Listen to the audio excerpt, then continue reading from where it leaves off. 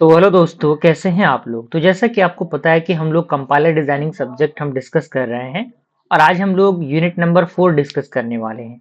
यानी 3 चैप्टर्स को हमने बहुत अच्छी तरीके से कंप्लीट किया हुआ है। अगर आपने उन वीडियोस को नहीं देखा है तो जरूर देखिएगा। प्लेलिस्ट का लिंक आपको नीचे मिल रहा होगा डिस्क्रिप्शन बॉक्स में, आप वहां से उसे चेकआउट कर सकते हैं।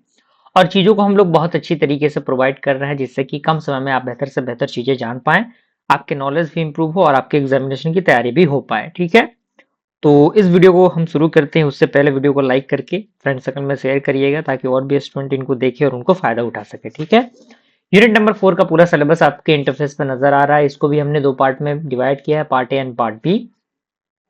पार्ट ए के अंदर हम लोग जानेंगे इंटरमीडिएट कोड जनरेशन। तो सबसे पहले हम डेफिनेशन देख लेते हैं इंटरमीडिएट कोड जनरेशन का।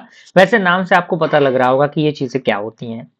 कह रहा है कि intermediate code is a machine independent representation of source program. यानी जो इंटरमीडिएट कोड जो होता है एक प्रकार का मशीन इंडिपेंडेंट रिप्रेजेंटेशन होता है। किस चीज का? सोर्स प्रोग्राम का।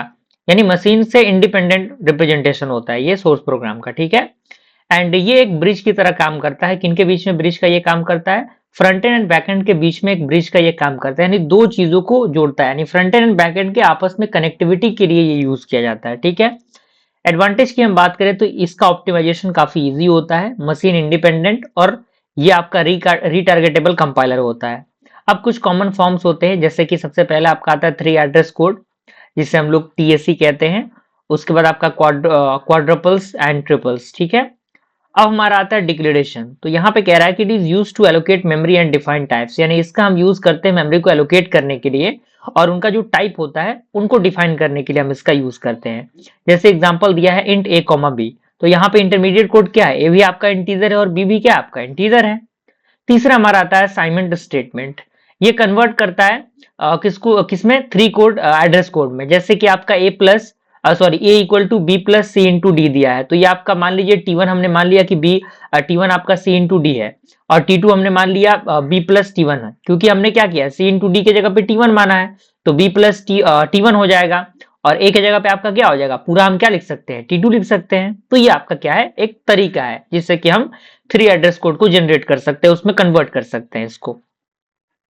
अगला हमारा आता है बुलियन एक्सप्रेशन।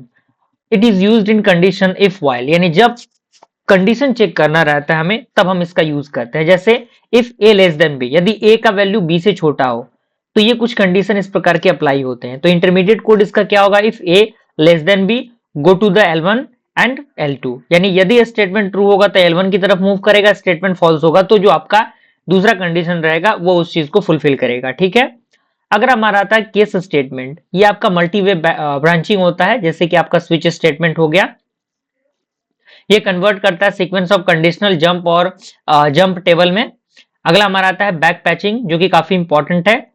तो ये टेक्निक होता है जो फिल करता है मिसिंग जंप एड्रेस को बाद में। यानी बाद में जो भी मिसिंग जंप्स एड्रेस होते हैं उनको फिल करने का काम करता है। और इनका यूज होता है बुलियन एक्सप्रेशन में, कंट्रोल स्टेटमेंट में। कंसेप्ट की बात करें तो ये मेंटेन करता है लिस्ट को, जो लिस्ट आपका ट्रू लिस्ट होगा और फॉल्स लिस्ट होगा। ठीक है, अगला हमारा आता है प्रोसीजर कॉल।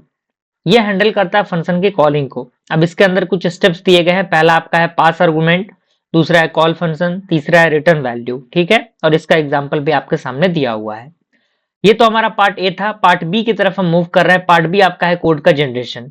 तो इसके अंदर इश्यूज आते हैं जो कि कोड के जनरेशन में आते हैं जब हम डिजाइन करते हैं उस चीज का। तो इंपॉर्टेंट फैक्टर इसका ये है कि टारगेट मशीन, जिसमें कि रजिस्टर मेमोरी होते हैं, instruction set, run time environment, code optimisation, speed versus memory trade off. Okay, clear है? चलिए, अब हमारा बेसिक ब्लॉक दिया है। कह रहा है कि basic block is a sequence of statement with single entry and single exit. यानी जो आपका बेसिक ब्लॉक होता है वो सीक्वेंस होता है स्टेटमेंट का जिसके पास एक सिंगल एंट्री और एक सिंगल एग्जिट होगा।